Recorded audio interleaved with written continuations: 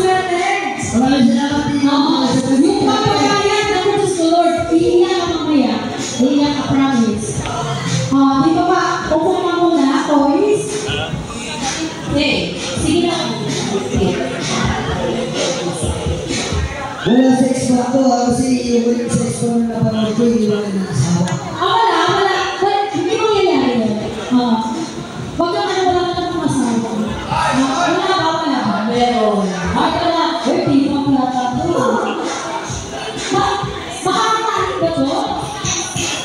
Ay, papasok yung ulo tapos bibitayin. Alam mo na? Kasi hindi siya Huwag ka naman salita. Ito na guys! Grabe! Narinig ko naman kanina saan na napapanood yung guest na ito. Kung baga marami na siyang sikat. Oo, sikat na talaga siya. So, tatarin ko na natin ito. DJ, kailangan mo ng sexy music. Kasi, ito ha, sasayawan ka ng ating guest. Yan, celebrity. Dito ka sasayawan ka ng celebrity natin. Ha?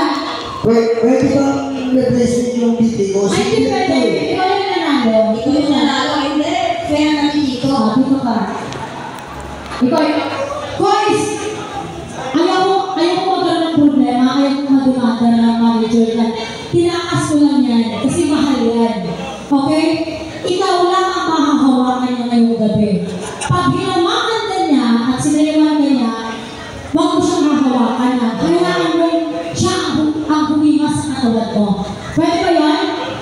Pero iba yung kamay mo. Pwede naman yun. Friends ko yun.